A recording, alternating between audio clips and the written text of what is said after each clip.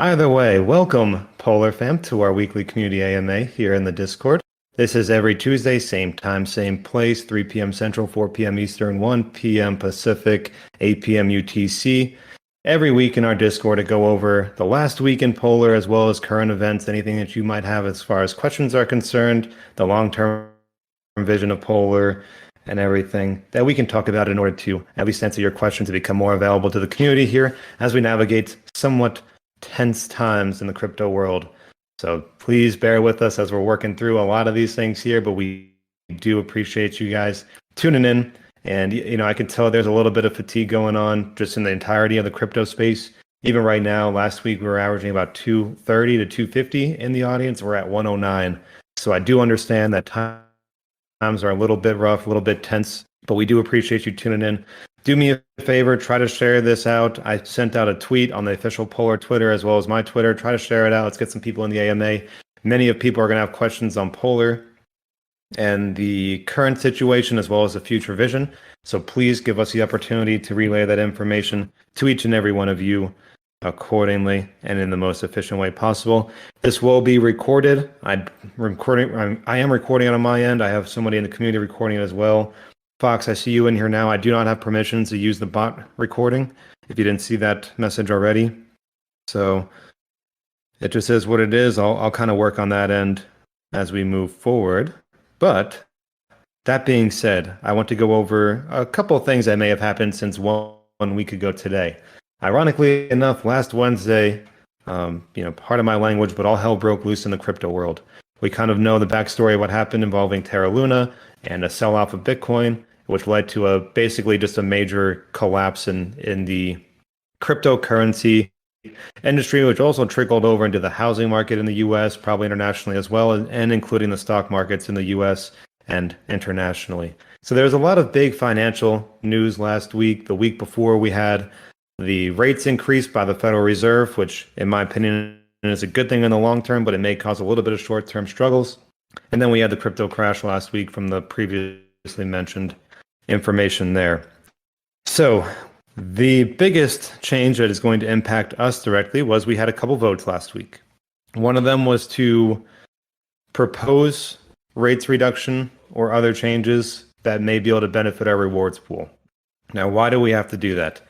So we ran into a bit of an emissions issue last week as demand went down with the entirety of the market. We were unable to refill the rewards distribution pool to even allow people to claim. And it happened several times last week. You were unable to claim because the rewards pool had no more Polar in it and it was not able to to distribute those rewards to those node holders. And that's not ideal. So from there, we proposed a vote to say, hey, should we make a change? And then we proposed another vote with the actual changes that were eventually implemented. So the one that passed was that daily rewards per the node type will be reduced by 15% across the board. That includes all 5 of the basic tiers plus any special NFTs that are out there. All of their yield is reduced by 15%. And it also included a global claims tax, which is the after ROI tax for each of the types of nodes, to be increased by 1.5 times. So that's where we are today. This change took into effect on Sunday at, I think it was 3 p.m. Central, somewhere around there. And we've been into that ever since. So with that, the rewards pool was able to kind of recover a little bit. I checked it last night. It was 220,000 Polar or so in there. I did not check it here today, and I don't really want to mess too much with Discord while I'm doing this recording so it doesn't glitch out on me. But I believe it is at least showing some sort of sign of recovery. The potential issue with that is it could be still an emissions issue to come once people elect to claim again. So the core team has been brainstorming on different ways to, more or less benefit the protocol, but also keep these NFTs that we currently have as true, lifelong, passive income plays, right?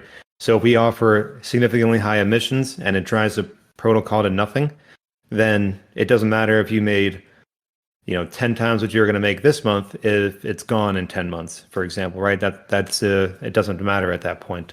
So if we can find a way to strategize this to make it so that The emissions are not as much of an issue, that we can actually keep up with everything and make these NFTs that we currently have a true passive income play, that are even maybe separate, but also, recipient to the future business models that are being already produced.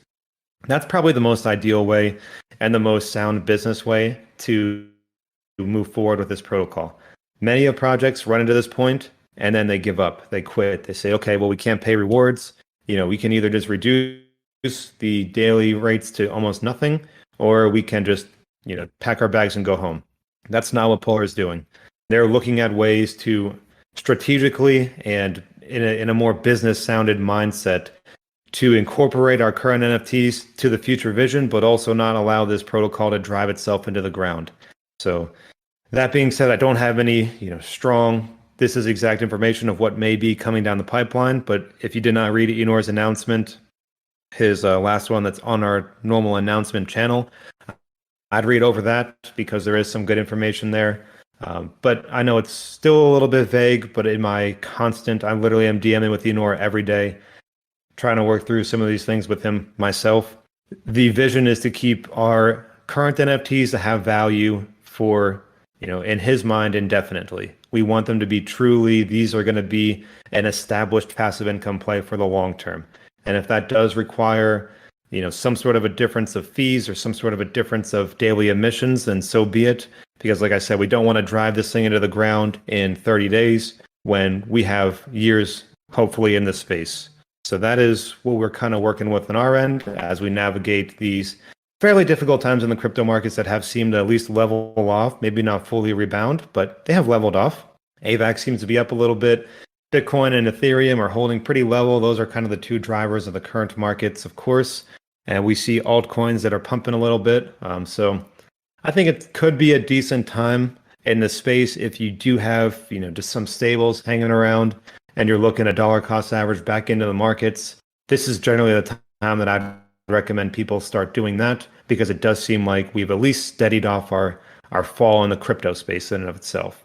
And that's kind of a different topic, but that does also cause a significant correlation to Polar because we are one of those altcoins. So keep that in mind as we move forward and we try to rebuild the token price action as well as the emissions and distribution pool moving forward. And if at any point in time anybody would like to speak, of course, request to speak, and I'll bring you on up here as well. But that is kind of the biggest news of the week. There's been some turmoil in the market, some turmoil in our distribution pool. But with all that said, we're not quitting. We're not here to quit on any of it.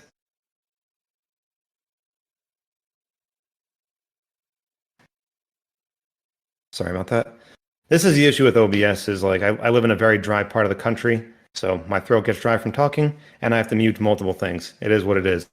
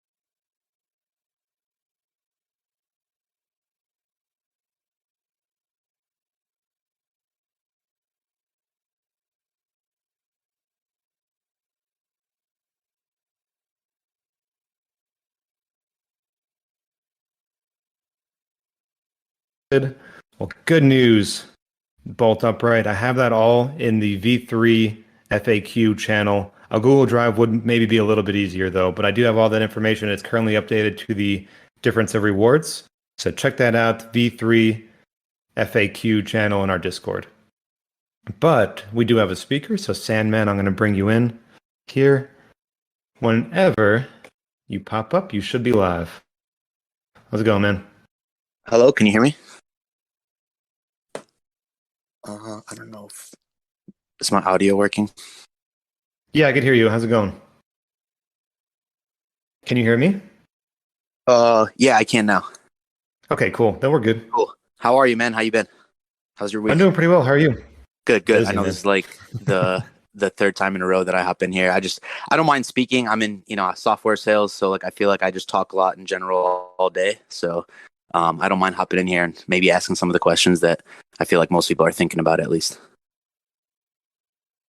Yeah, sure. Go ahead, man. That's why Cool. we're here. Yeah. First of all, obviously, I know you've. I mean, I've seen you share that like, hey, like, it's about time that we really start delivering on some of these utilities that we want to come out with. And I think like that first one is this, 3.1 volume three, however you want to call it, version 3.1, and we're all eager and excited about it. And I really think it's going to help our price action as well as the these small sales, these like small polar sales that are out there, because I think people are going to rather gamble like most degens that we are, and and try to win a node by putting it into some sort of lottery or raffle, whatever the rumor and the teases have been displaying. So I know that you're pushing for that too, so I appreciate that.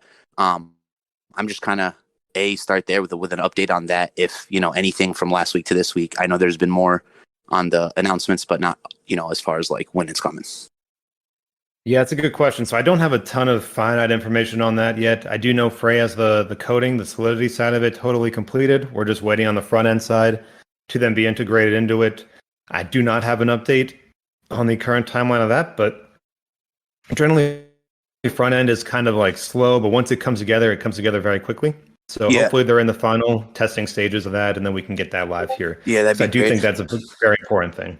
Yeah, I know that I wasn't here before the migration. I literally started and first invested and found out about it like right after. So I don't know what the process in terms of like after it gets to checking in on the front end, how long that takes. But I just think it would help with some of that sell pressure. And I do think like then there's more reason to hold on and spend Polar on more things. You know what I mean?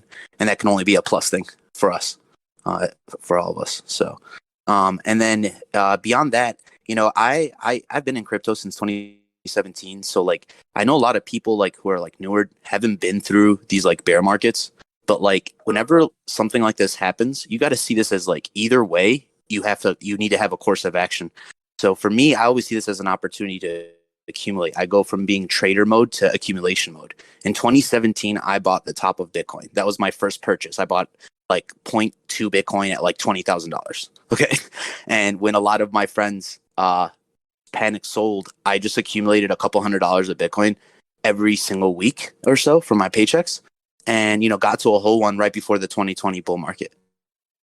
So that's not a lot of money to a lot of people and investors, but to me at the time it was great, and it was amazing to me. And I just see this as an opportunity to do that. So for me, I'm just all the amazing tokens that are out there, including AVEX, Sol, Ethereum, and Bitcoin. I'm going to be accumulating those with a percentage of my paycheck on a weekly basis while we're low. So I think that's, again, a huge opportunity, not a down thing. And I know that's not a question, but I just wanted to get that out there for our community.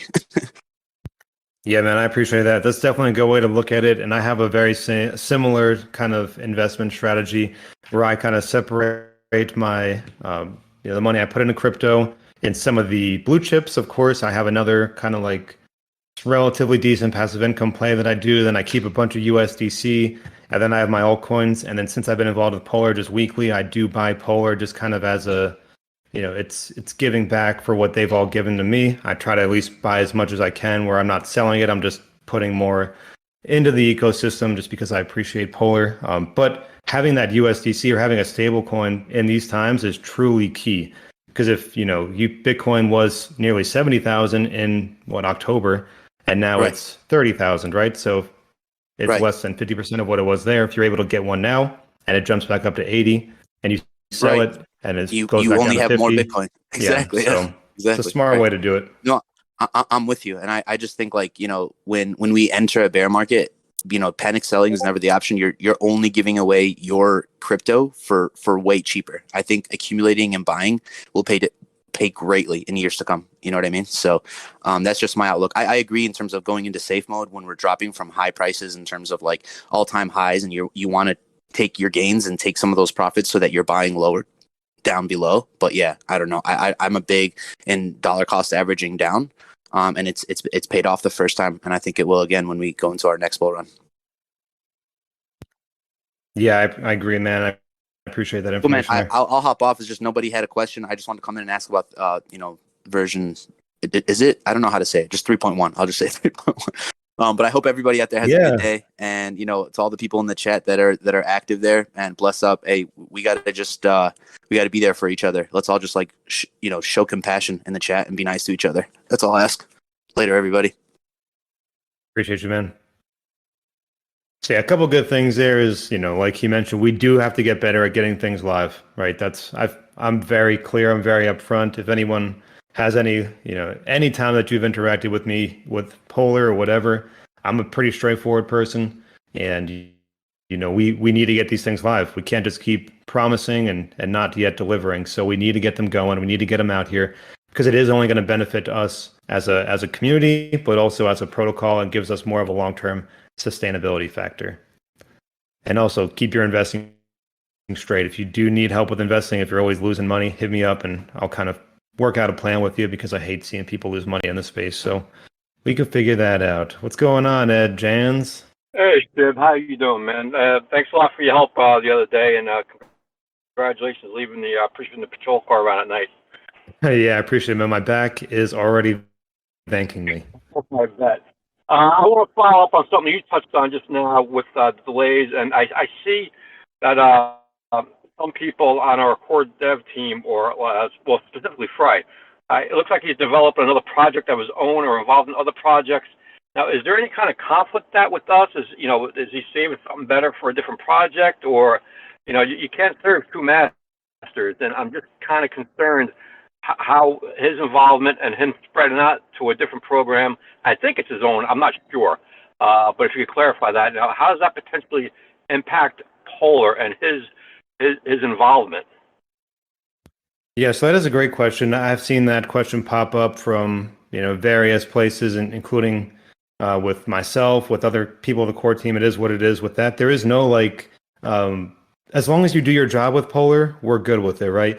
And Frey is not only done his job with Polar, but he is amazing with what he does here. Like I said, the version 3.1, he's had this done and ready to go on his end for a while. So he's doing everything he needs to do for Polar. He is killing it on that front. I think he's honestly a great asset for this protocol and any other thing that he might be involved in. But Frey in particular, he's on his game. He's not conflicted with what he's got going on here. Trust me, we're not waiting on Frey and Polar. He's got us. If that answers your question. Did that answer your question, man?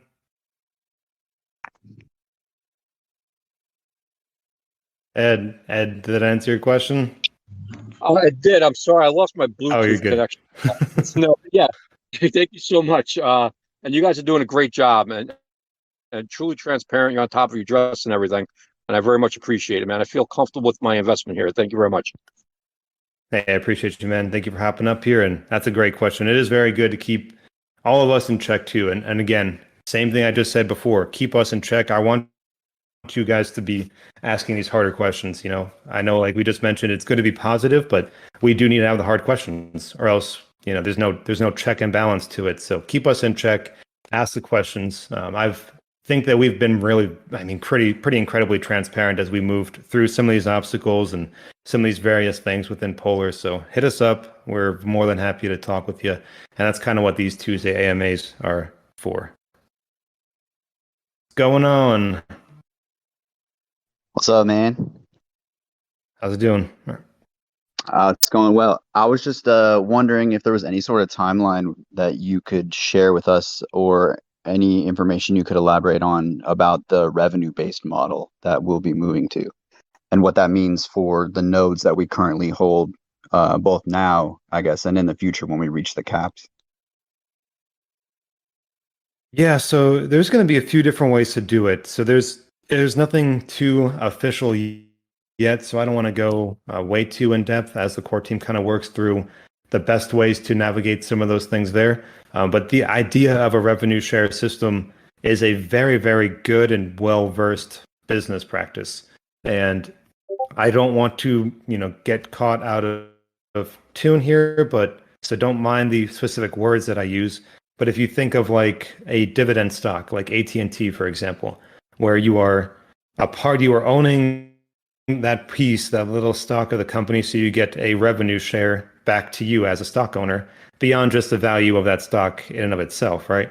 So without using those words in specific or in particular for this exact thing, just for legality purposes, that's kind of the idea, is once these other things are designed and are, put out there, they will either be kicking back revenue to Polar nodes part of the NFT, like our current protocol that we have, or it'll be a direct revenue share where it'll be X% of the total revenue or total profit from that industry is then directly distributed to the NFT holders from us. Or it could be an alternative way where you create like basically like a link where you take our current NFTs and like kind of not migrate, but basically give them access to get a different NFT that gets direct benefits from it. So the business theory behind it is it's a sound one, but there's just many of ways to orchestrate it. So I don't really want to go too much into it because I don't know exactly how the core team is going to end up laying it out once we finally do get it laid out.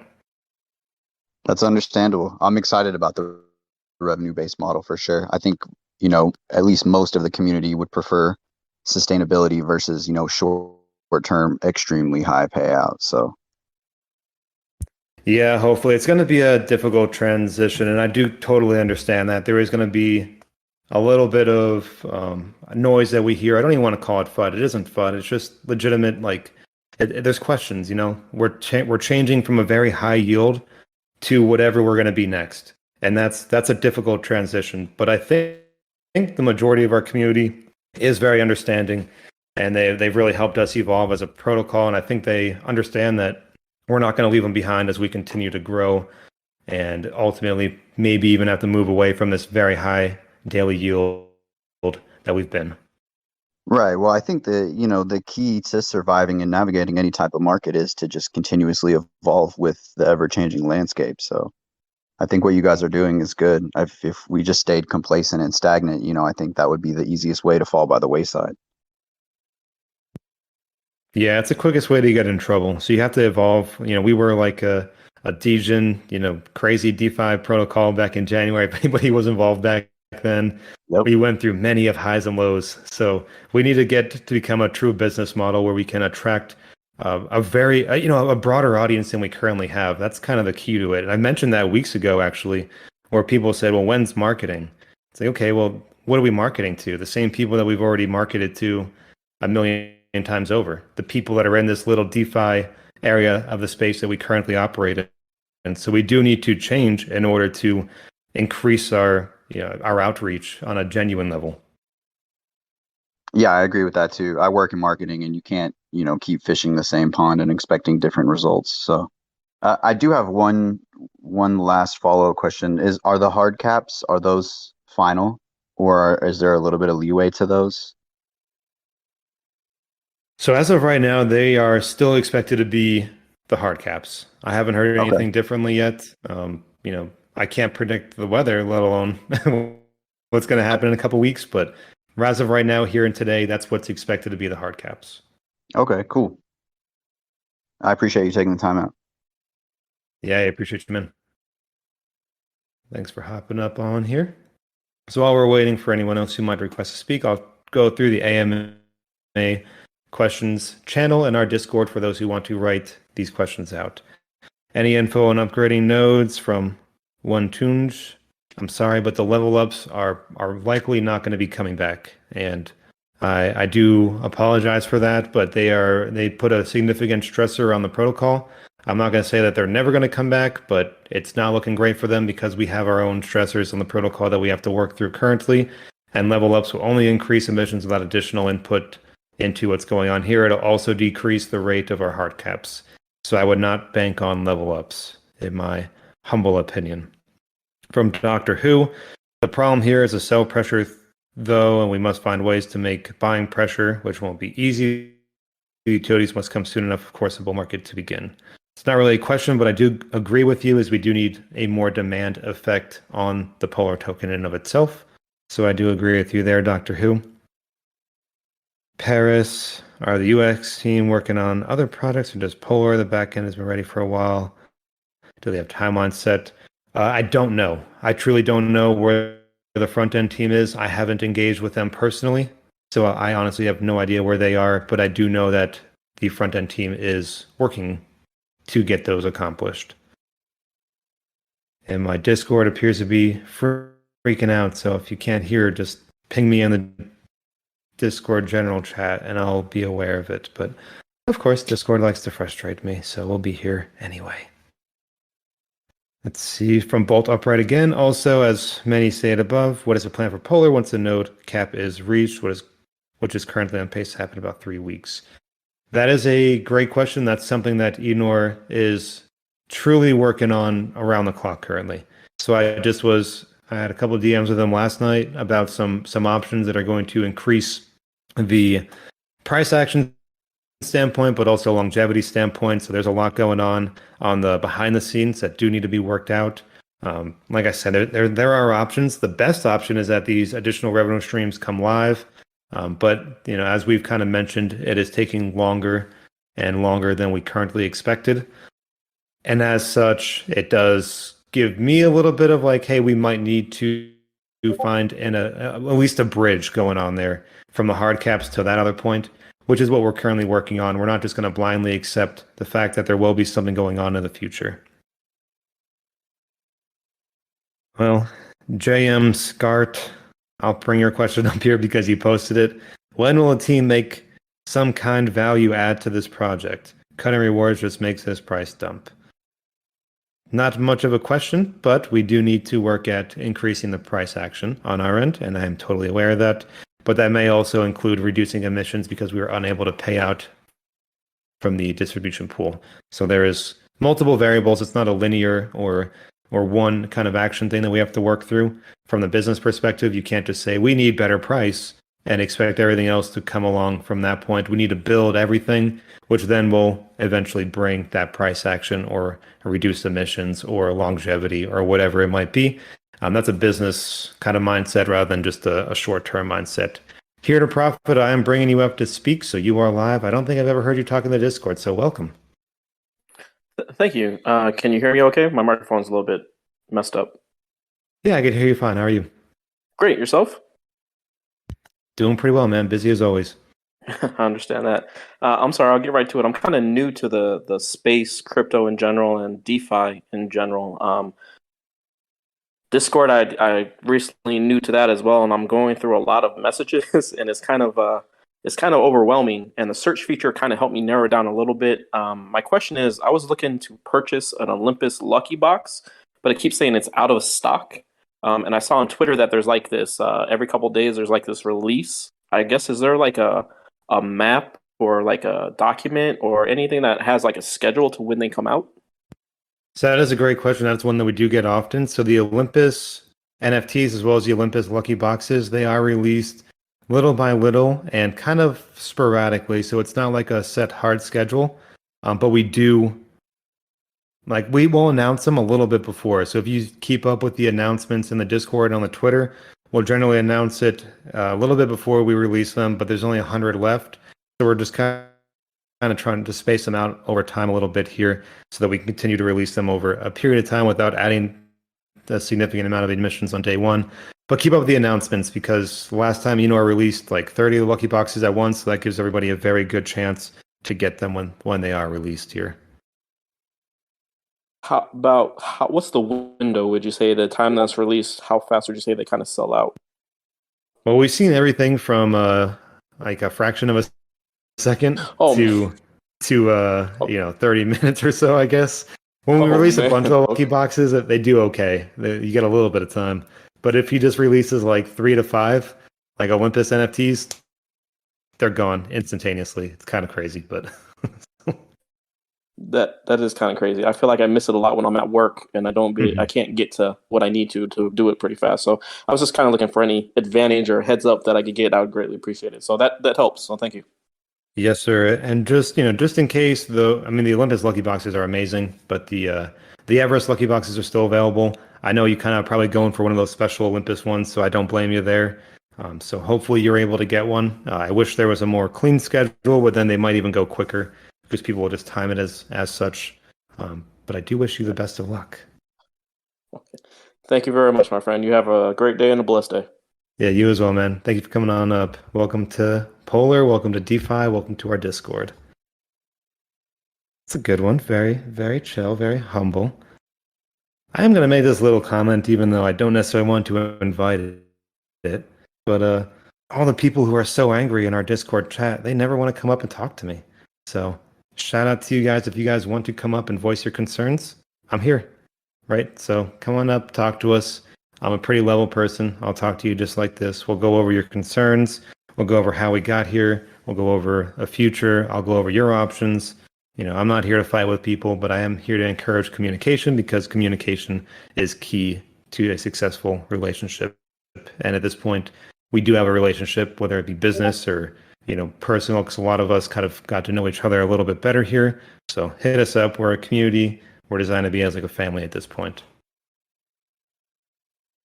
All right, next one here, I'm going to bring in Superman 4CH. Whenever you accept, you'll be in. Hey, How's what's it going, up? man? That's all right. How y'all doing? I'm doing pretty well. Hey, I really didn't want to speak on that specific. I just want to give thanks to you and the team, man, for all the hard work you guys have put into into Polar, and doing what you guys do has been amazing. I'm in the Discord too. I hear a lot of people fighting, but the market is the market, and I don't let that get me down. So I appreciate everything you guys have done, and just keep up the good work, man. My hat's off to you all. That's all I want to say. Hey, I do sincerely appreciate the kind words, and shout out to you and shout out to the community. Shout out to the community team and the core team because, like, truly, genuinely, there is a little bit of fatigue that can set in during kind of downswings for the community as well as the employees, like here of us on the team. But we do have to keep motivated, keep working because there's a bigger vision, bigger picture in mind, and it doesn't benefit anybody to quit or give up, right? So we got to keep positive, we got to keep working, and we will eventually come back together stronger than ever and be able to move on from these little downswings.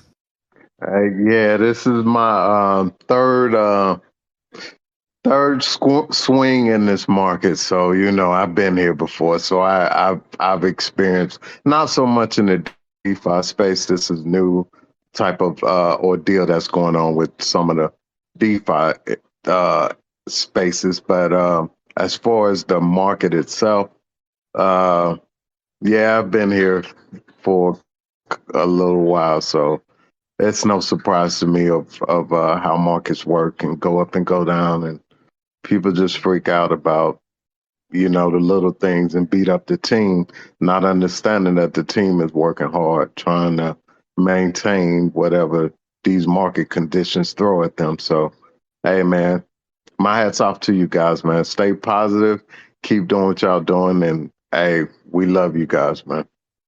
Hey, I appreciate you, man. Good to have you in the fam, and look forward to seeing you here as we take this swing back, make this third one a good little experience for you. So I definitely appreciate it, bud. And we're gonna. Oh, sorry, I didn't mean to cut you off. No, I just was saying thank you. Hey, appreciate you, man. I'm gonna move you back down the audience, and then I'm gonna go right to another friendly PFP of a dog. This is my weekly dog up here. So Sam Lukens. I can barely hear you, but a little bit. Weird. Are you there? Yeah, I can hear you, man. How are you? I am doing well. How are you? Doing pretty well, actually. Good. Well, congratulations are due. It's been a hot minute since I've chatted with you, but congratulations on stepping out off the streets again, back into crypto full time, I guess. Yeah, it's been good. My body feels good. My mind is good. I'm calm, happy, and I don't have to deal with the nonsense that a larger city in America in that field brings. So Yeah, for sure. I mean, a different kind of nonsense. I'm sure there's. I've seen you battling in the Discord a few days here and there, as craziness has ensued. But hey, different kind of nonsense. I'm sure you'll trade it every day. yeah, it's a little easier on my body still. So. Wanted to ask real quick about. I saw Enor talking in the chat the other day about trading on OpenSea and stuff like that. Do we know much about the future of the Polar marketplace itself, the one we currently have? Are we moving away from it? Is it kind of hand in hand? Do we know? So we don't know specifics on that yet. Enor was kind of going into basically a theoretical, a vision that he has to kind of steer the ship a little bit, just talking, brainstorming through. So kind of what he was referring to was if you were to have like a version 2 of our NFTs, that our version 1s were still what they are, and then we had a version 2 that were like connected to the additional revenue streams, that those could be then listed on an NFT marketplace like OpenSea or whatever, and they'll have their own like intrinsic value off of other things, but it's kind of just a brainstorm idea. I wouldn't worry too much about the specifics on that yet until we're able to give out some information. But we don't intend on necessarily moving away from our NFT marketplace. I think we're in a position where we might be able to expand it at some point. But right now we have it, and it's designed to kind of stay as it is. Okay, perfect. I think that was my main point. I want to thank you for your hard work. I know it's a labor of love, so keep going at it. And if I have something, I'll pop back in. Hey, appreciate you, man. Look forward to talking to you next time. All righty, sounds good. All right, peace. All right, next one here, C-Coin Collector. I don't think I've had you to come talk up on the AMAs either, so welcome to the AMA.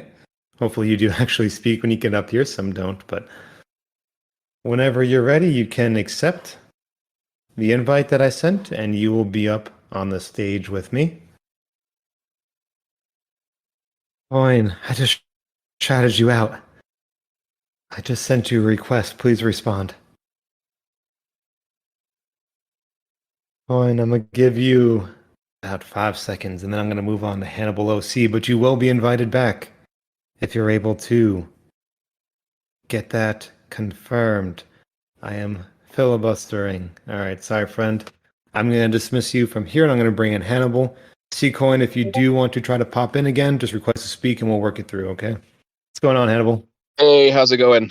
Pretty well over here. I want to kind of add to what everyone's been saying, which is I appreciate what you guys are doing. I've been in some Discords where it's just like World War III, and it's tough for all parties, especially the devs and the moderators and everything else. But I've definitely seen different reactions, less professional reactions, less patient reactions from other teams. So as bad as it gets in the Polar group, I want to say thanks for remaining professional at all times, regardless if you're frustrated or not. My one question though, which you may have addressed, because I did jump in late, so I do have one of those Discord moments where I can't scroll up and see what you actually said, was in terms of timelines for changes, because I know, we always say only invest what you can afford to lose, that type of thing. But I would imagine that most investors, when they get involved, get the Excel spreadsheets out, do the math, do the formulas and everything else, and plan things out. So, as much as I understand and appreciate the changes that need to take place, what helps me navigate through the crypto winter and the crypto bear markets and everything else are rough timelines. I asking that, I kind of cringe because there's only so much you can actually say. But if things were to remain constant, and constant right now is bad, what can you give a rough estimate on when we'd be looking at any kind of change? Yeah, and again, I do try to avoid hard timelines. For anyone who's kind of been around me, I avoid hard timelines, and I avoid specific talk about price, because those are things that are outside of my personal control. But I can say I did mention earlier, I am in the DMs with Enor literally every day. So I'm kind of up to date on what he's playing with on his end to get working, even if it does require us to do something kind of as a bridge to boost the protocol until we get to the additional revenue streams, then he's more than happy to take that sort of action to do it. And like I said, it may not be the most popular thing as we go forward, but we do need to ensure that the protocol itself is maintained, I guess, and it's allowing it to grow. Because if it can't grow, then it's a problem for everybody. So I know it's a lot of words that are not necessarily answering your question specifically, but on my end, I've said that we need to get these live. We need to do better with it. And I'm not sure who's necessarily in charge of the teams that are building these things, but whoever it is needs to kind of be on them and say, hey, we got things going. We're willing to pay you. We have money. Let's get the work done. Let's get them going and get them live. So that's my thing. I think Enor's kind of in that same mindset. Yeah, no, I appreciate that. And like I said, as I was asking, I didn't really feel like you could give me those real tight timelines. But like I said, just in closing, one thing I do appreciate, and one thing that had me invest in this project was the interaction between the team and the community, even through turbulent times. So again, I think I can speak for some others when I say, feel free to reach out to us for the feedback as you've been doing. Feel free to reach out for ideas. I see everyone in this particular project seems to be really invested, and not just from a financial point of view, from a long-term point of view as well. So just want to put it out there that feel free to reach out to me or anybody else if for ideas, whatever we can help, because we're all in this and we need to succeed, right? So thanks for your time, buddy. Hey, I appreciate you, man. Thank you for coming up here. We'll bring you back down to the audience. C-Coin, I'm gonna give you another shot here, requesting you to speak. You should have a little invite. And then here you are. Welcome. Thank you. How you doing today? Fantabulous. Just glad to be able to get in on this one on here. We have spoken before, but it was through Twitter last time. That makes sense. But yeah, for me with this price action where it's at, it's actually helped my wife and me increase our holdings significantly. Yeah, so we just want to thank you all for the work that you all do. Different DeFi projects and non-DeFi projects I've been in. This one my wife seems to like the most. She loves the way the mountains look and such. And that gets me to the question is there going to be you'd mentioned something like a version 2. Would that be to where we could modify the mountains and such and customize them with different accoutrements, so to speak? Yeah, so there isn't a whole lot of information on that yet. That was kind of just a speculative brainstorming discussion. We don't want to move away from the Polar token in and of itself, but we do need to find a way to transition the most effective and proper way to this future revenue stream model, while still keeping everyone who owns NFTs, these nodes currently, you still have to keep them into significant consideration because you guys are what built us, and we are very clear on that. So that version 2 theory is kind of how can we expand into the future without ever leaving behind our OGs here, our guys that got us to this point. And I can genuinely say that Enor has been voicing that for the last, at least month plus that I've been talking with him there, is he never wants to forget our current holders. But there isn't really a customization aspect. It's more so how do we push into the next business model while still keeping our guys involved that currently have these NFTs. Okay, that sounds good. Well, I appreciate your comment on that. I'll just go ahead and back out of here and continue listening. It's some great information being put out. And again, great work to you and the devs and the core team and everybody else that's working on this, because this is an incredible system that I see it set up. And I'm looking forward to seeing what's going to come out of this whole protocol in the near and far future. Thank you. Hey, man, I appreciate the kind words, and we got to keep delivering to you guys. So shout out to you. I genuinely appreciate when you guys give thanks to us. We're not here looking for thanks necessarily, but I kind of mentioned earlier, fatigue does set in. It sets in with investors. It sets in with business owners. It sits in with everybody. And as we hit kind of that down market last week, you could tell that there was a lot of fatigue in the big crypto picture. So keep that in mind. If you guys are kind of a little low, say, hey, that's somewhat normal. We just got to keep together, keep as a family, and we'll be able to get through these times as well, because once it hits a high again, then we'll all be rising together. So Emod1414 sent you an invite. You will be able to speak here as soon as you accept it. Okay, he went away there. So okay, Emod, I'm gonna give you one more shot here. Requesting you to speak. All right. Okay, how's it going, Emod? Hi, good. I don't know what the time and where you are in US, but we have good evening here. So I would say good afternoon for your in US, right? Yep, it's almost 4 p.m. in my time anyway. Correct. Okay. I'm at the moment in Kuwait. Anyways, I spoke last time with you, if you do remember, not the last one, the last week. It was nice talking at the time. The price was 1.6 of Polar. Again, we speak about price because it's a short term thinking. If you're thinking long term, yeah, it's you don't care about the price. You just care about people are really investing in the node. And I've been here in crypto. The main reason I'm invested, the main reason everyone has invested in here is to make money. But I know the situation is bad.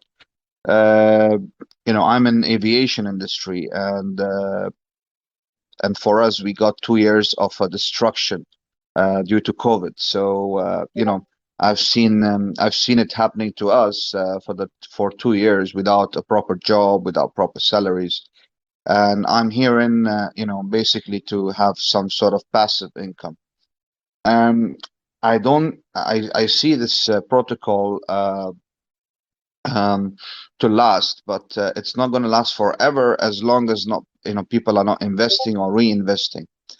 What do you think? How long this polar nodes or polar going to last for? I mean, all depends upon the market, but I don't see receiving my investment back. Previously I saw my investment I would get my investment back in a month or month and a half, depending upon which node you are invested in. But with the current situation, I have lost a lot, and it's painful. But I see that I bought the node, let's say 1,250. Now it's 1,050, and the claims are quite low. Before it was 35. Now it's let's say 29 point for the Everest. So it's constantly dropping at a month or 2 weeks time is just dropping and dropping. So I think I invested the money and I will get the return not in a month, maybe in 5 months now. So you should encourage some people, the investors, the beginning investors who paid a lot of money, and now it's worth very low. So what would you do to compensate such us in a way later? Yeah, so that's a very hard thing to predict in the future, but I do totally understand what you're saying. So like yourself and like many of us here in the community, I have put in many of dollars, brand new dollars that I didn't have in crypto, into Polar shortly after the version 3 came out, right? So that's me believing in it. It's money that I was able to put in without sacrificing my own well-being, but it's money that you do expect to have a return on, right? So at that point, it is now our job. We're already invested. You and I both, the community. I see Make It Hurt Me. Hey, bro, you got to chill in the chat, man. We can talk in DMs, but you can't be freaking out over there. We're going to be okay. We got to talk through it, though, right? That's not to you, Emad. That's to Make It Hurt Me, who's a little upset in the general chat currently. But we're already invested. We're already locked into this. So now it's on us at this point. I know I'm not a part of the core team, but it is on the community team. It's on the core team. It's on us to rebuild and re-prosper this protocol in and of itself. Even if we can get it up to, I don't like saying numbers, but let's say we were get it up to like $1.50. per token, that would be good. That would be decent. It at least reduces that by, at least it increases like your ROI time by another 3 times from where it is current. So there is a lot of work that needs to be done from our end. And I'm not going to sit here and hide from it. I think we need to get these live. We need to make some real changes. The fact that we had to print, over 1 million Polar last week to keep the rewards pool going, that's a problem, in my humble opinion. That's inflationary by manual inflationary. So we put that extra token pool into the system, which does limit the ceiling. Now we need to have twice as much to create the aspect that we were before. So there's various ways to resolve that. I've been working very closely with Enor. He does have some great ideas that are out there that will keep everyone who owns these NFTs currently in mind, because we do know that we have to help you guys. Like it's some people have invested way too much and it sucks, and I hate seeing it. But we can't let everyone just sink. We got to keep working on our end. We can't quit, because there's people that believed in our protocol and Polar, and we do need to continue to move forward through this lull time to ultimately get us back to a point that we're all pretty okay. And then from there, if we need to go from different things that we need to do, then so be it. But we do need to keep working on our end. And I know that wasn't a very specific answer, but it's kind of my genuine feeling is it sucks and it hurts. And we need to get better at it. We need to get some things changed in order to benefit the protocol. Yeah, thank you very much for your answer. I know you guys are working hard on the on that part, but I think you can do as much as what you can do is what you can do the best, right? So you can't do more than that. I mean, what I can see with you being involved and the team, you've been doing a great job. Investing in crypto is always risky, and I think it's less risky to invest in your in Polar nodes than other DeFi projects. That's I give you credit for. Now regarding I recently was looking at the dashboard of the app on the website, and I've seen that the market cap was before 1 million. Now it's 2.101 million. If you're increasing the market cap, or I guess it's a market cap, yeah, but if I can recall, it was 1 million. Now it's 2 point something million. By increasing the market cap, you're reducing the price, because more and more people will invest. The price will still stay at 0.5 or 0.4 from what I can see. So if you're going to keep on increasing the market cap, then the price will drop eventually, very low. So can you explain that about the market cap? Yeah, so it's not necessarily the market cap. The market cap is the market capitalization. So that's a little bit of a different formula, but you're talking about the total supply, and that is what I did mention there. How we had to mint another over 1 million tokens over the last week in order to continue to pay out the distribution pool, but it's not good.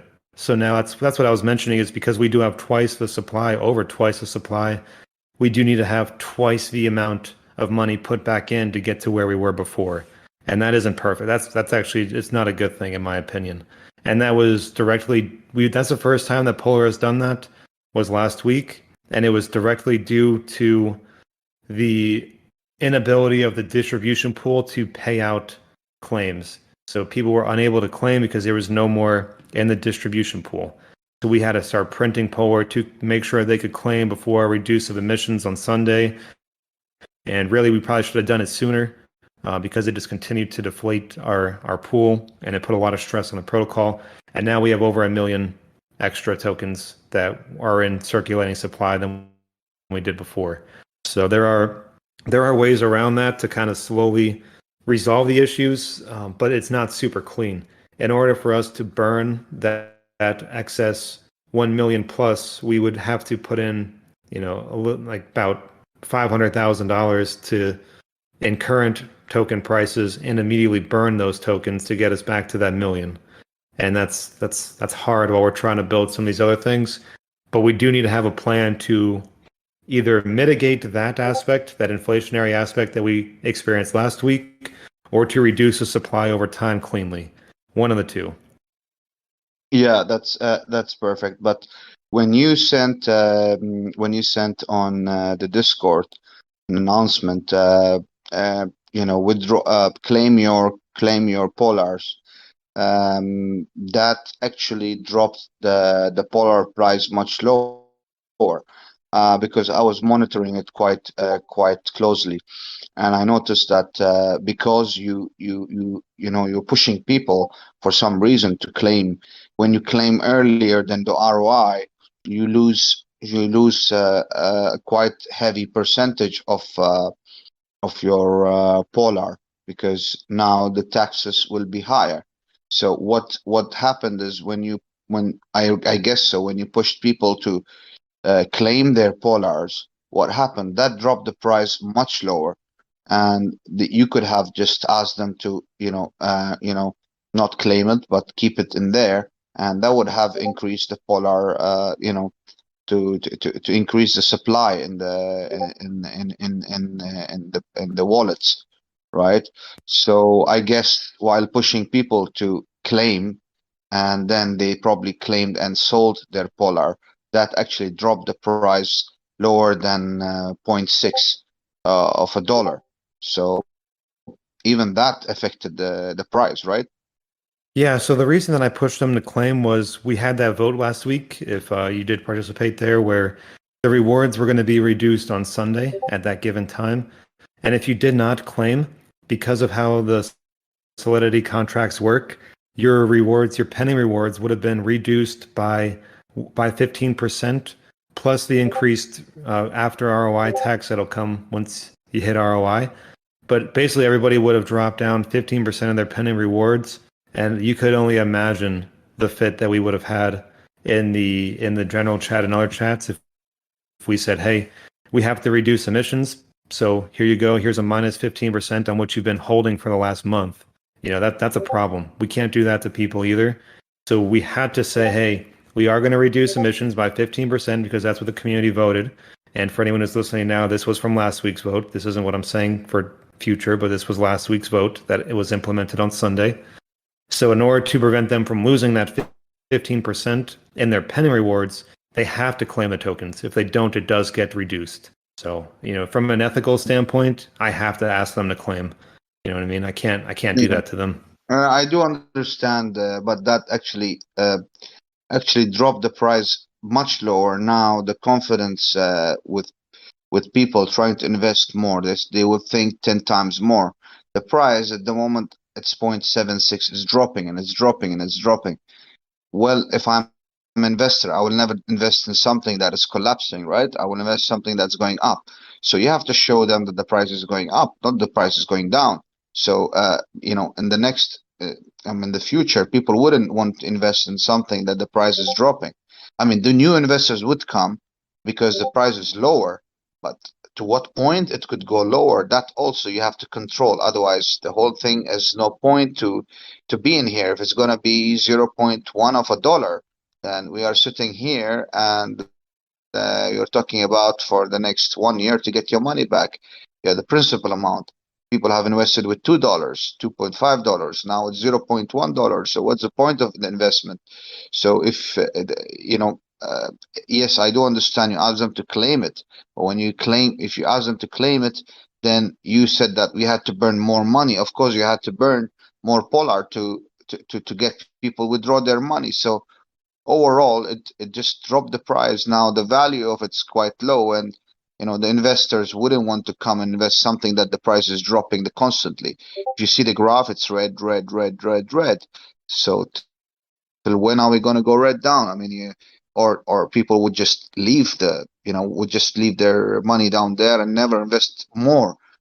So you have to make it sort of something attractive, right? The price should be at a certain level, not going below a certain threshold, right? Yeah, but I just think there's more variables to it, man. Like we couldn't pay from the distribution pool because it was zero. So we had to reduce emissions, So I get what you're saying. It's not ideal, especially while the markets were already crashing a bit, but we were not able to even let people claim their polar because that lack of demand from the initial crash on last Wednesday caused that kind of pressure on the protocol. So, this really was the only way to do it. But I do understand your point. It's just that's just what we had to do last week, and then now we can try to take what we have and move forward. But that was the only way to do it last week, ethically, and also maintain the fundamental aspect of the protocol. All right, just the last question. Now, let's say you buy the lowest, buy buy the lowest node, Polar node, which is I don't know the name of it, which is $35. Now, if you buy that one, the tax before ROI and after ROI is much lower than the one that is have a higher price. Let's say the elevation, which is 1050, right? 1050 has 22%, if I don't remember the numbers.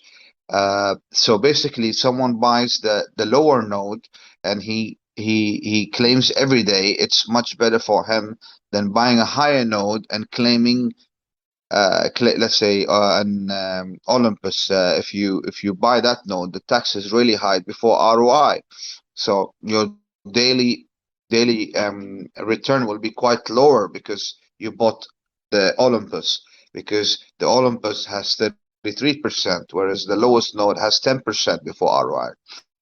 So overall, it does not make sense to go for the lower. If you want to get the Olympus and daily claim, then it's not worth it to claim daily.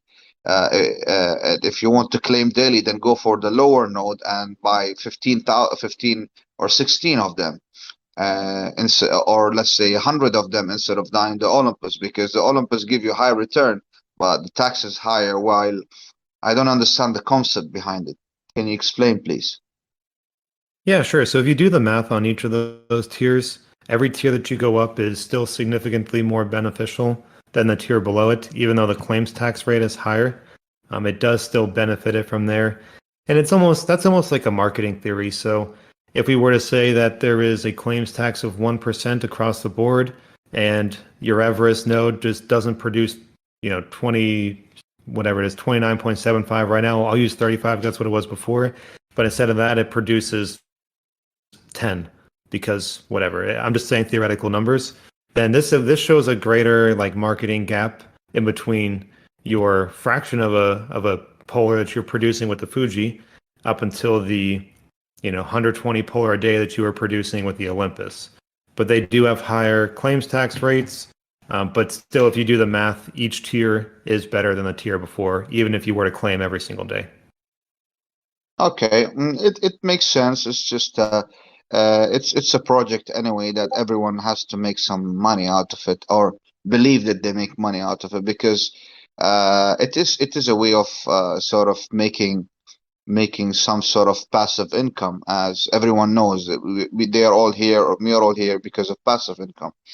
But it seems like it's going to take much longer to get our investment back, unfortunately. But I know you're all doing all the team is doing a good job, and I'm sure all of us are hoping that the price will go up and we would, make some decent amount of return from our investment. I mean, that's what we hope, right? I mean, yes, we are as a team. If you fall, we fall.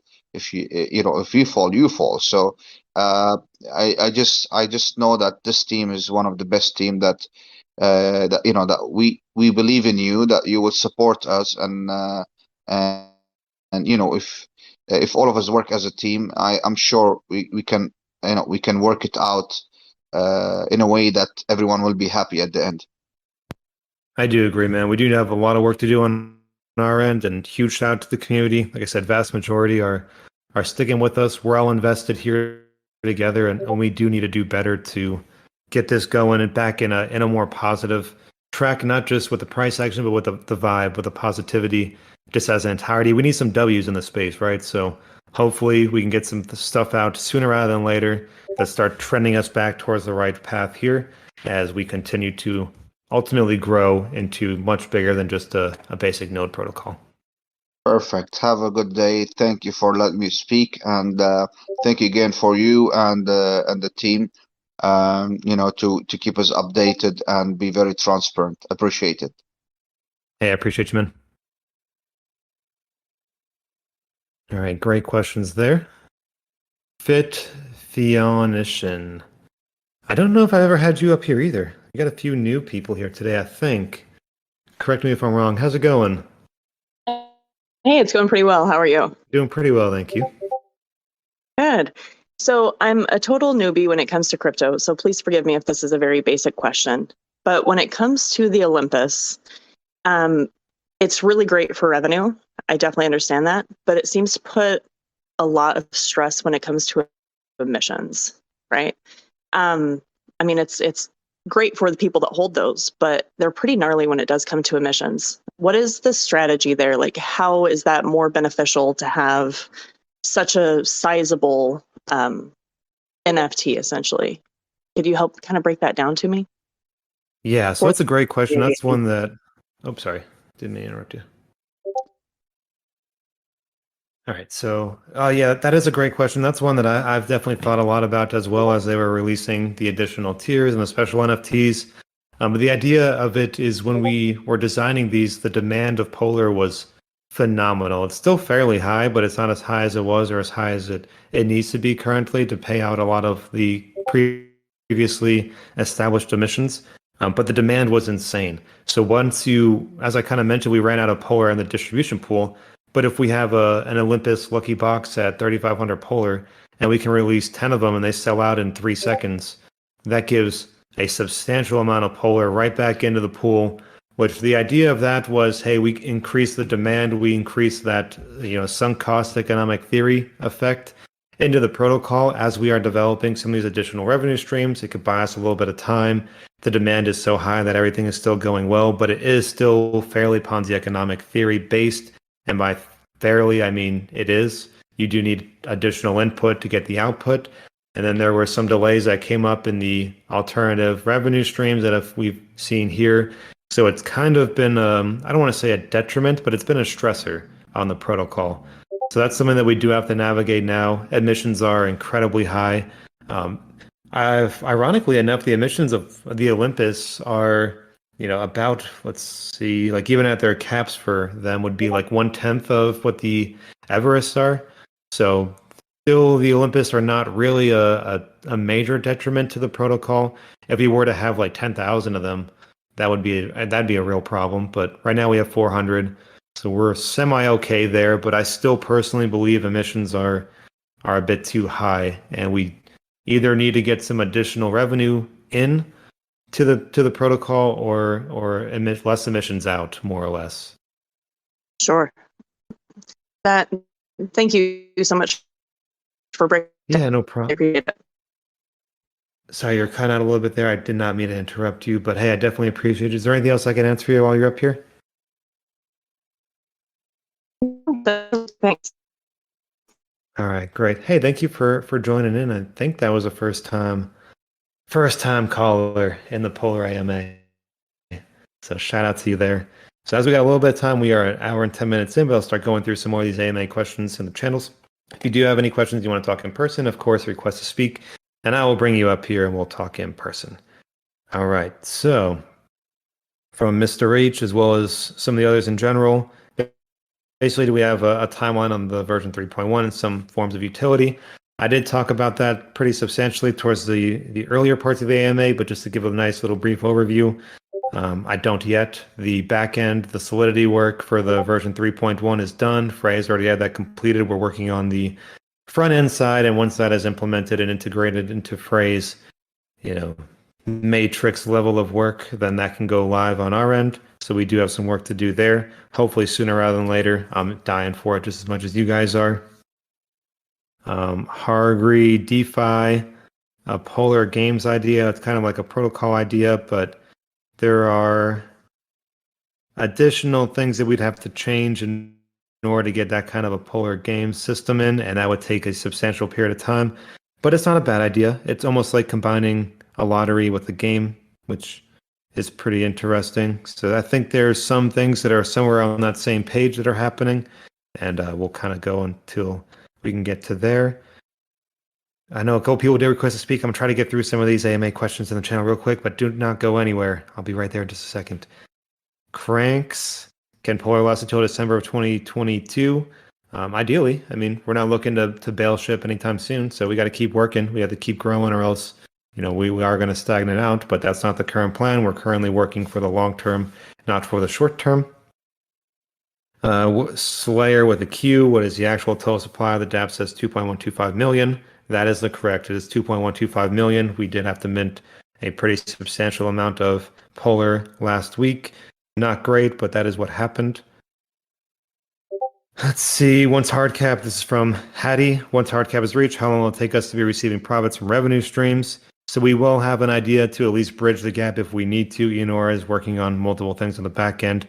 So I wouldn't stress too much about that. There'll be more information put out as soon as we have information to give to you guys. From Barbie Boy, what are the projected revenues for Polar for 2022? That could be divided amongst NFTs. And I do have a photo that I can ping you in, Barbie Boy, in the pictures channel, which has everything in there. You've kind of named them all. And when would the next rewards cut be? That has not been decided or determined yet. So I wouldn't worry too much about a next rewards cut. We did just reduce the emissions via our last one. But I did hint that there could be different changes in the future as needed. And I still think that could be a thing. But we don't have any hard information on that at this point. This is a pretty good one from Elalish. Let's see, so the first part of that is an interesting protocol idea theory, and then we saw the term of a monthly fee in general protocols idea channel. Is this something you want to implement? So we know my personal opinion on maintenance fees, and with how they've been implemented in DeFi has not been great. So I'll take a few brief seconds here to talk about that. Is some of these other protocols that have implemented a monthly maintenance fee, it is either impossible or you have to trust word on where that money goes. So it's a substantial amount of money going into the protocol from these fees, but we don't know where it's necessarily going. Is it going to development? Is it going to the core team? Is it going to the emissions? What is it doing? So, we've talked about how maintenance fees can be a major issue, but maybe and I have mentioned that there could be a place for them in the DeFi space. I'm going to kind of let the core team navigate that, but if you were to, in theory, take some percentage of a monthly fee, and then you put it directly back into the rewards pool, so you know exactly where that money's going, it's trackable, it's traceable, it's directly benefiting either the distribution pool or the token or whatever, then I think that could be a place for it. But, I'm going to let kind of the core team work that stuff out, and we'll navigate that from there. I know it's relatively unpopular, but there could be a place for it. We'll kind of have to work through some of that on there. Let's see. I know I now have 3 popping up. You guys are great. Epic, Dad Bod, what connections do you have with Spring Game, and how are you helping them? Well, I have no connections to Spring Game personally. I'm not in their Discord. I just kind of let them do their own thing. Salty did announce on Twitter that he's an advisor to them, so you can do with that what you will. That is I don't know what an advisor role is. Quite frankly, I have not talked to him about Spring, so that is his connection perhaps. But as far as I'm concerned, Polar is Polar and Spring is Spring, and we are operating in the same space, but not as direct partners or anything like that. So. Then I had that question about Frey. Frey is all on board with us. He does his job here appropriately. Okay, cool. I think I got mostly caught up there. Yeah, some of those price questions, quite frankly, like Babushka, I can't answer those. I can't predict the future, for better or worse. I wish I could. Chris, how's it going? Hey, how's it going? How you been? I'm doing pretty well, man. How are you? Good. So I've always been invested in Polar for a long time. Obviously, I missed the whole AMA, and I do apologize. But I've been investing in other nodes for a while now. A lot of them are rugging or going down the tubes. Poor management. Just a whole whirlwind of just bad vibes. As far as passive income that I've dealt with. Is there anything that you could tell me per se that would make me feel a little bit more confident investing more? Because I'm kind of tired of looping around and experimenting when I started off with you guys and continue to use you guys, even though we're in difficult times at the moment. You've always managed to find a way, or at least announce and become very transparent of what you're doing. Is there anything I missed or anything that you could tell me that, that would brighten my day when it comes to this sort of thing? Yeah, so I don't like to necessarily talk down about other protocols or other strategies that have been implemented, but we have seen that there has been much dilution in our space, in our DeFi space, where people do not have any business experience, they don't have any business mindset. They are looking for either an emotional feel good or a quick dollar. I don't really know which one, but then they quit. They quit when times get hard. And, I don't know if anyone is in our AMA that knows me in the real world, but if you're a quitter, you have no place at my table. So that's going to be my direct statement on that is Polar is not filled with quitters. Like I said, I talk with Enor daily at this point, and we are constantly trying to figure out ways to better the protocol itself, better the return for the investors, better the token price, make it so that this is a true benefit to people in the space. Even though we're in a downturn and it is a little exhausting, I'm not going to pretend like this last week hasn't been stressful, because I did just move to crypto full time, right? So it's been stressful, but we can't quit. What's the point in that, right? So if it sucks and it hurts, it's terrible. That's where we are now. Let's make it better. How can we get this better in a more efficient way? How can we get the business side better? How can we get the community more engaged? These are the things that we need to do on our end, and that I can affirm that, I talk with Frey and Enor very, very often. They're both in that same mindset. I'm not saying the others on the core team aren't. I just don't DM with them every day as much as I do with Enor and Frey. Or any metaverse plans or partnership plans coming up? So metaverse would be a cool theory, and I think there's a lot of things that they're building that could be integrated into that same theory. And in a weird way, the idea with the MMO game that they're building, the Polar game, that could be an integration into a metaverse aspect, in my humble opinion. But that's not necessarily a direct push.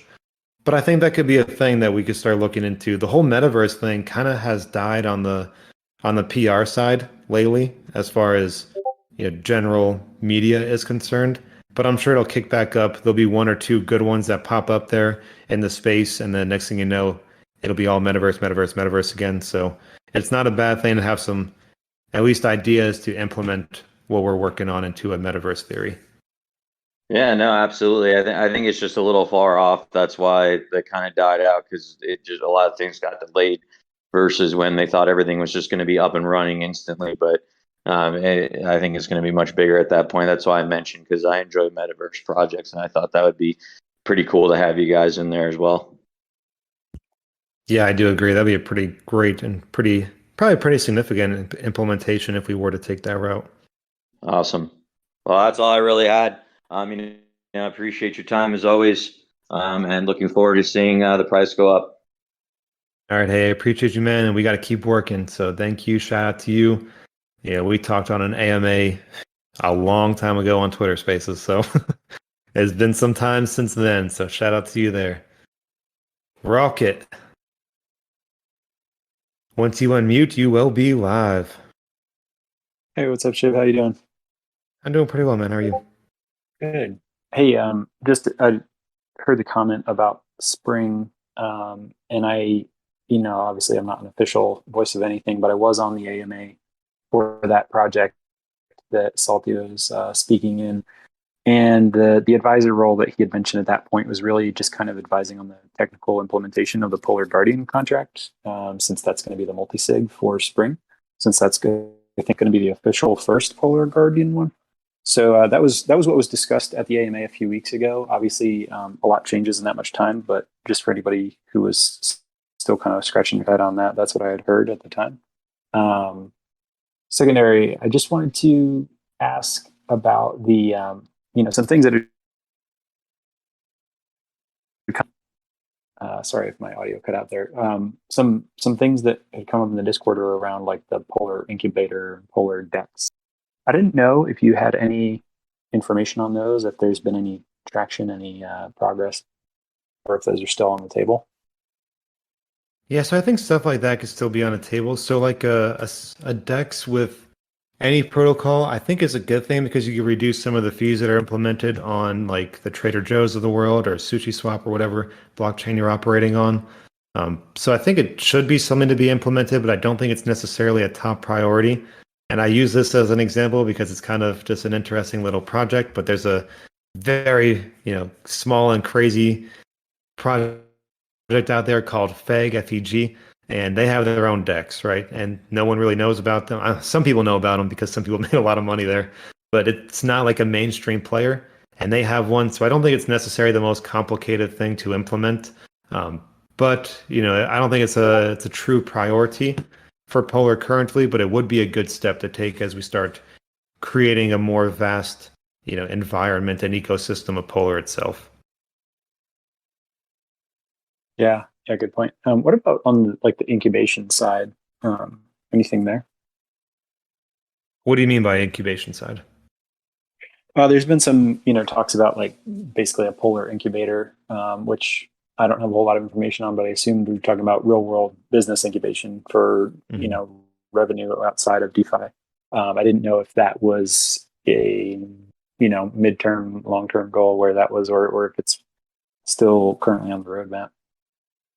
Yeah, so just going off of what Enor mentioned in the chat, I think it was yesterday, was he would still consider things like that, of course. So that would be a great thing to be able to expand our current, I guess, economic outreach and diversify a bit into that. So I think that would be a good thing to look into as we move forward. There are a couple things that they are prioritizing, but having some real world revenue stream is a good thing for a business in and of itself. But we're also looking like real estate, what are you getting, 12% a year, generally speaking, compared to DeFi, where I can get 10% a month relatively easily in a fairly safe way. But it is a way to diversify out of here and at least create some real world connection to it, which I think might be a good thing in the long term. Yeah, cool. Thanks. Yeah, I've seen a couple of other projects that go the incubator route and then do split some in crypto, some in DeFi, some in the real world. It's just kind of interesting. So I just thought I'd bring that up. But last thing was just wanted to say how much I appreciate the yourself and the rest of the mod team and the core team on keeping the Discord as really as civil as possible. I've definitely been in an opposite kind of channel where it's almost combative all the time. But it's just really appreciated and kind of keeping the community positive, and even in these tough times. So appreciate you guys. Hey, I appreciate you, man, and thank you for jumping up in here with some more good questions. Sweet. All right. Lek, I'm not sure if you've ever been up here, but once you accept the invite, we might have another. Have you been up here? If not, welcome to our Polar AMA on the Discord. Thanks, bro. Can you hear me? I can hear you just fine. How are you? Awesome, man. Great. Thank you. Hey, real quick. I guess I was just kind of curious as far as like the hard cap goes. And I know you don't like talking about, price prediction, so I don't think this falls into that category. But what do you like essentially see happening like with the price once hard caps are reached? Would that essentially drop or bring up the price? Like, what does buying the nodes like have anything to do with moving the price up or down? And once that cap is reached, what would that essentially do for the price of the token? Does that make sense? And hopefully that's not like asking for a price prediction, but just like essentially what it might do. No, that's a great question. That does make sense there. So it could go a couple different ways. So in theory, number one, if you were to reduce and then prevent the additional addition of emissions, as in Polar that's able to be sold on the open market, that would likely benefit the price because you're not able to sell as much every day. And there are people that sell every day. They don't care about the taxes, whatever it is, which is fine. It's their prerogative. They can They invested, they can choose to cash out how they choose to. But if you were to say, hey, now we have either less total emissions for whatever reason, or there's just no more new emissions getting put into the system, there would be theoretically less sales that could potentially be put out there every day, then more people would be holding Polar ideally for other avenues, then that could benefit it. Now, if you look at the other side of the coin, if there's nothing to use Polar for, then that would negatively impact it. Because why would I hold Polar if I can't use it in the ecosystem or in other versions? So that needs to be addressed by the core team with that additional revenue stream, and also some of the stuff that they're currently working on that I think are going to be relatively helpful. So I don't think it's going to significantly negatively impact us. It has a very good chance to positively impact us, particularly long term. It will impact us positively long term, but short term is just going to be that little bridge window that we are working on some things in order to encourage that price action to be positive at that time. That's just my question. Thank you. And then I guess one last quick question to kind of follow up on that one. Are you planning on hard capping lucky boxes as well, or will those still kind of be rolled out from time to time, or what do you plan on doing with the lucky box as far as hard cap goes? Yeah, so the lucky box NFTs that are produced are counted against the hard caps. So that hard cap number, that 50,000 total NFTs, total nodes, whatever you want to call them, is that set point. So there will be, as we are sitting here today, that is the hard cap, and lucky boxes will not be producing anything over that point. So once the hard cap of Everest gets reached, you will not be able to buy Everest lucky boxes. Correct. With how it's currently structured and designed, that is correct. Okay. All right. Cool, man. Thank you very much. Appreciate it. Hey, I appreciate you. Thank you for jumping on. Got a couple new people up here today, which is fantastic. Since Chris and Sam, you've already talked, don't mind me. I do apologize, but Black Dog Marketing. Once you accept the invite, you will be live. How's it going? I'm doing well. Can you hear me okay? I can hear you fine, man. How are you? Awesome. Thank you so much. This is my first time checking in, so I appreciate it. Now, I really appreciate all the work that you guys are doing. And, it's just a shit market. I know that we're all trying to deal with everything that's going on. So I guess my question is kind of a little bit different. I know a lot of people are asking questions of the platform and, what's going to happen. But I guess my question is, like, I love the team. I love the things that you guys are doing. I kind of go off of what Chris XRP was talking about. I mean, you guys have always been transparent. You're trying to resolve issues that are going out and you're being free with that. So I'm a fan of the team. I guess what I'm wondering is, as a Polar supporter, what can I do? What can we do to help? Or is there anything that we can do to help? Yeah, so that's a great question. I had a very similar question last week before the crash came into play. I hate giving people very specific advice because if price does go down, I don't want to be the one to say, hey, do me a favor and buy and hold your Polar, never sell, because I've been in a project that said that as we were dropping 10% a day for 8 days straight, and I lost a lot of money there. So that's not going to be what I will ever do to people, but there are ways to benefit the protocol, and the same way I answered it last week is make sure you're taking care of your house first, right? So don't make yourself go hungry, don't borrow money, don't put yourself in a compromised position to try to benefit anything, because you need to take care of you and your home primarily. If you are comfortable and you are in a position that you can help the protocol, generally just not selling Polars is kind of the way to do it. Creating more NFTs, more of these nodes does help the rewards pool. I know there's a lot of changes and it does scare people a bit, but that is a positive to the rewards pool currently as we get closer to the hard caps. And also just spreading the positive vibe. So just being engaged in the chat, trying to get things out there on Twitter, whatever medium you might use. That does help. The more people we can get in here, even if they're not necessarily happy, as we've seen here today, like at any point, I'm fine talking with people. I prefer them to be able to come up here and talk with me directly. So I think that grassroots kind of movement, we have to come together as a community. Don't sacrifice yourself for anything. Obviously, take care of you and your family, but helping out the protocol, helping each other out is kind of the best thing I can do for people as well. Absolutely, man. Thank you. I appreciate it. Appreciate you. Hey, I appreciate you, and sweet logo. I don't know what you market, but hit up Black Dog Marketing if you need them for their Black Dog marketing resources. All right, Sam, I'm bringing it back in. What's going on? Oh, not much. I finally home and sat down and had some stuff sent to me about Bitcoin and wanted to hop on and just tell everybody that like the bear market right now is enough to make everybody take a step back and reevaluate. But I don't know if everybody knows MicroStrategy and Michael Saylor or what. I know he's been having a stream kind of today, and it was turned on to my attention that he's talking about Bitcoin 120K next week. Yeah, blah, blah, blah. And I want people to kind of like take a step back and just think about, hey, like everything, take it all with a grain of salt. Remember when you see stuff like that, I mean, I would love to think that's possible. I think that is an absolute pipe dream personally. I think Bitcoin 4xing in a week would be wow.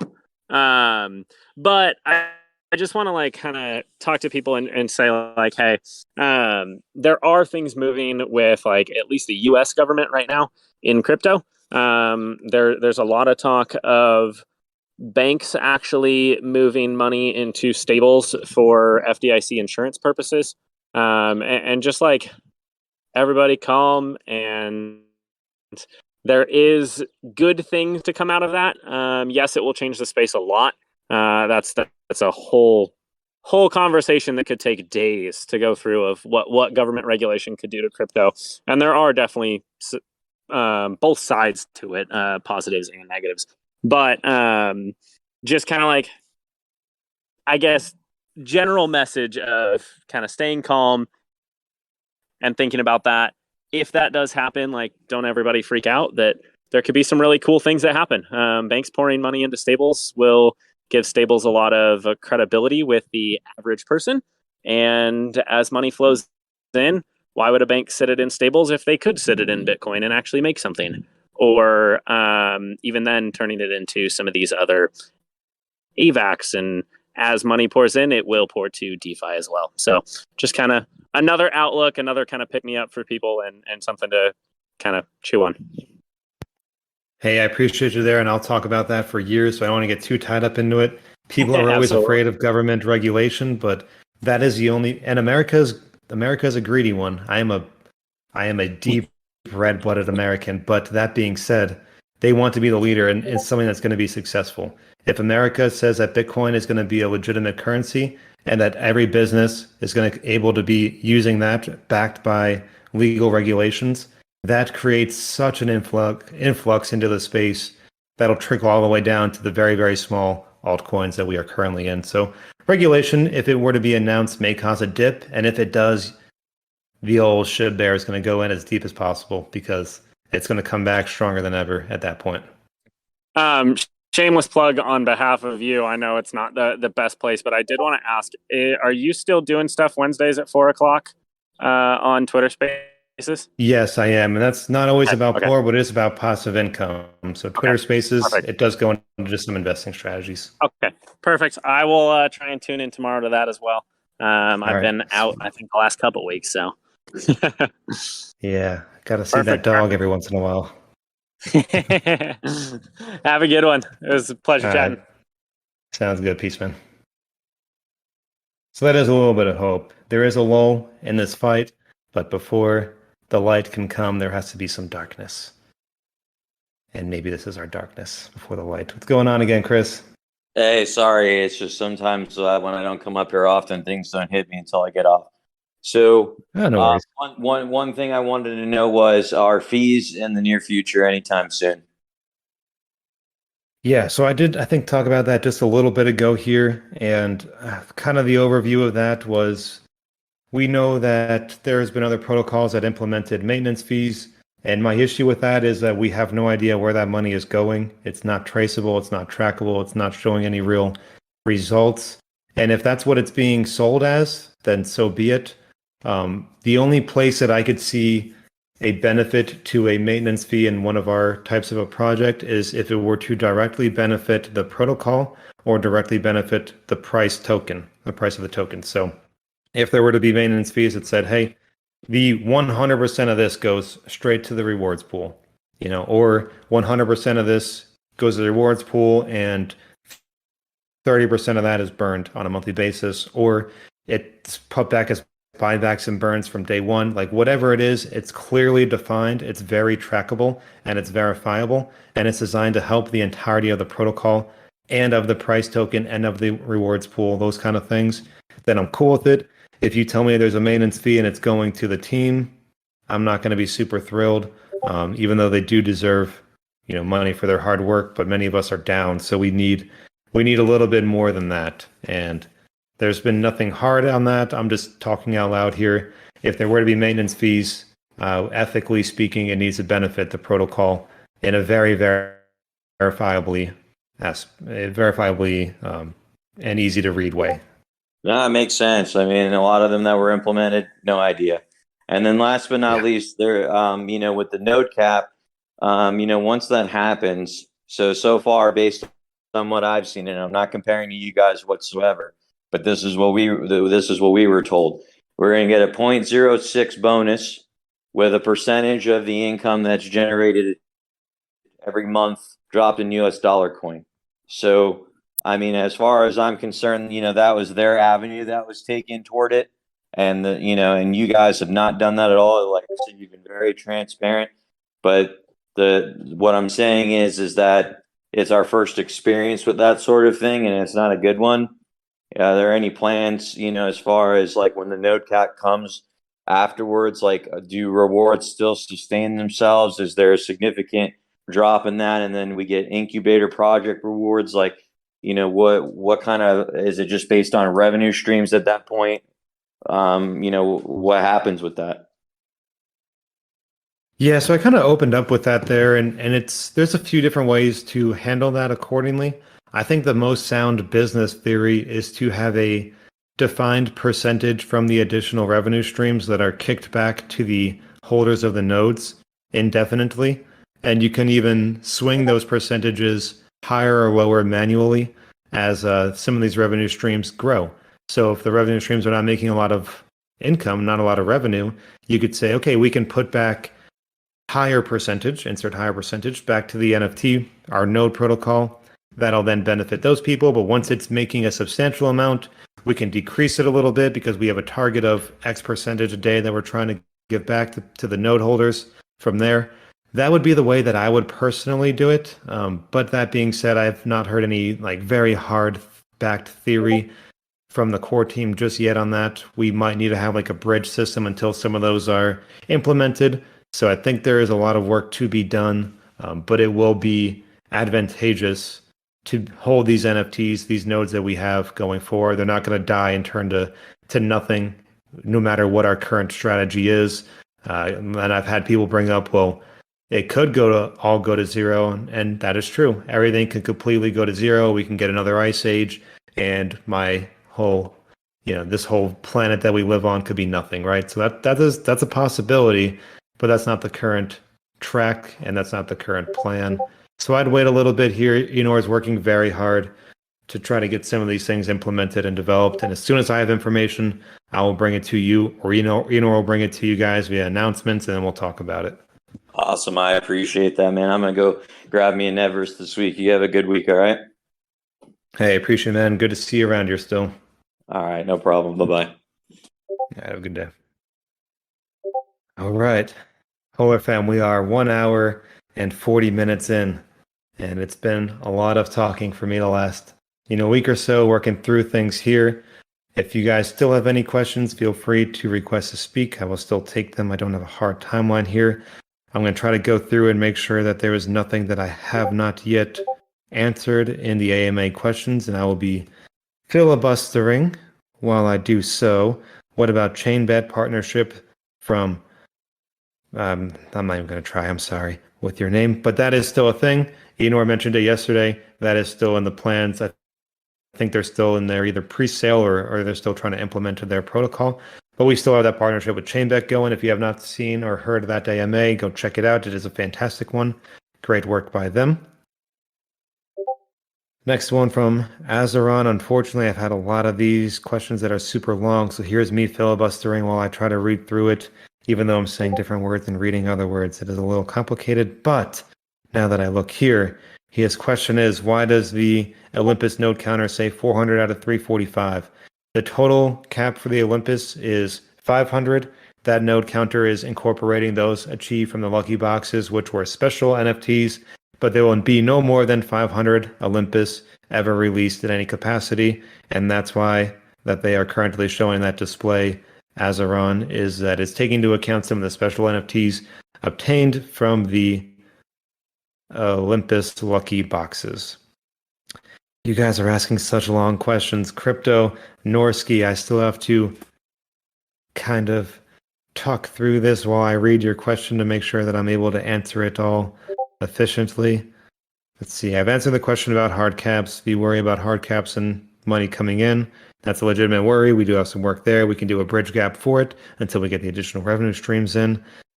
What needs to happen to hit a $2 per polar or above range? I don't like to go specifically into prices, but there needs to be a lot because we have minted another 1.125 million polar. So that does, I'm not going to say it caps our ceiling, but it makes our ceiling harder to get to. It sort of gives us a place where we need more work to get back to that point. It's not impossible, but it does need some strategy and work, and there is some work on that side that are currently being thought out and brainstormed and will be implemented ideally in the nearest of the future.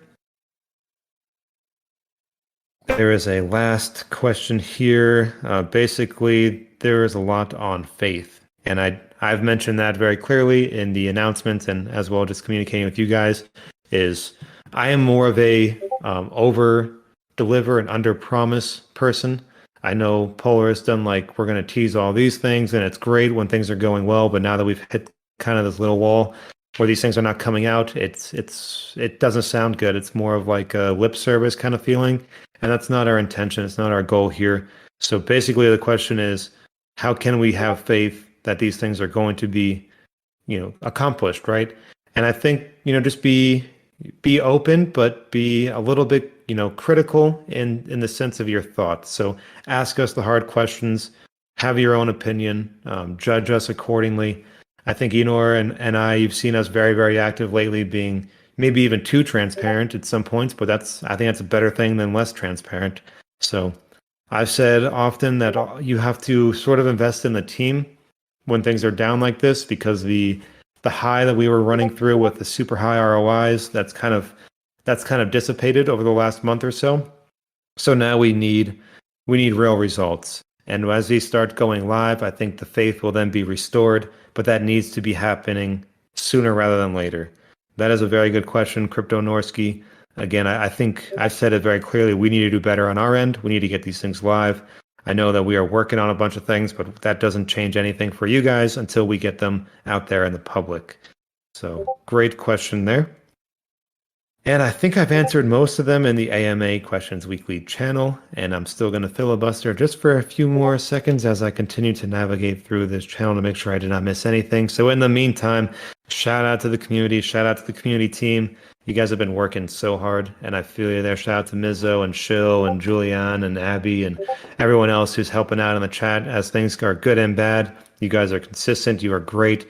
The community as a whole, you guys are amazing. Through the good and bad, it's a vast majority positive. I love the hard questions, so throw them at me.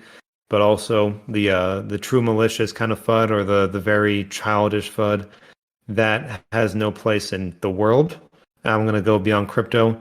That just has no place in the world. If you are an adult, you can ask the hard questions and you can be a little bit upset, but allowing emotions to take over is not the ideal way to find a solution. It's generally only going to frustrate yourself further, and you are not going to encourage a result from the other side that you are speaking to. So please keep that in mind. We're here to help you. We're not here to be malicious or to hurt you in any way. We do know that it does hurt to be down in these markets, and it's our job to work hard to get them back up to the point that everyone is very happy again with Polar team. And now that I filibustered that much, Dimitri, you are now on. Well, I can take a breather. Hello. Can you hear me? I can hear you just fine. How are you? Hi, I'm good. So I got a friend who seeing how well Polar was doing, and he came in at an unfortunate time. But he has high spirits. But he asked me to ask this question today because he can't make it. What are the possibilities or impossibilities, negatives or positives of a possibility of loaning? Say when the Polar price was really high and someone couldn't afford an Everest. What is the possibility of loaning an NFT, or better yet, the rewards? So they get the Everest, but I get the first 40 days of rewards, but it really only costs them like 35. You know what I mean? Like lending Polar and incentivizing the people lending it out. Like, what do you think about that? Is that a possibility or what? Yeah, so there hasn't been any hard discussion on that. I would be hesitant in that because to me that starts tapping into the leverage territory, and you never hear too many very positive stories from leverage. You might hear that, hey, I have made all this money and it's going great, and then one day, boom, it explodes and it's terrible, and you've just lost your 100,000 that you made, plus more because you took a couple W's. So there is a way to implement that as almost like a bond system, where it's a discounted Polar rate over time. I get a little nervous allowing investors to do that because they get that get rich quick mindset, and it hurts when it goes bad. But that being said, I haven't heard a no on that. I've also not heard a ton of progress or talk about that. Or any talk. Yeah. Yeah, it was a kind of long shot, but for sure, I'll let him know. I appreciate you. Yeah, hey, no problem there. And if you want to make a personal deal, that's on you, but don't come to me if he doesn't give you your Everest back. I got you. But if it was like incorporated in the smart contract where I'll get the Polar back regardless, that's kind of like the idea behind it. Yeah, so it could be an idea. There just hasn't been a ton of push on that just yet here, but that could be a thing. Yeah. Got you. All right, man. See you later. Hey, appreciate you. All right, so we are now coming up on an hour and 50 minutes. So I think I'm going to start bringing this here to a close. This is our Polar AMA, weekly AMA here on the Discord. Same time, same place. Every Tuesday, 3 p.m. Central, 4 p.m. Eastern, 1 p.m. Pacific, or 8 p.m. UTC. Same time, same place. We did not have all the issues that Discord had last week, so I am so thankful of that. So please keep your questions going. Keep them going in the chats. Keep them engaged here with the AMA Questions Weekly channel on there. If you have questions for later on, watch the recording, share this around, get people involved, get us talking, because we have so many more people in the community. We were averaging like 150 in the audience, and we have nearly 13,000 in our Discord. So that's quite a significant gap there. We need to get more people involved and engaged with us here. So shout out to you guys here. Thank you for being so appreciative and so kind during the AMA. But I definitely appreciate you guys in here, and I will see you all again next week.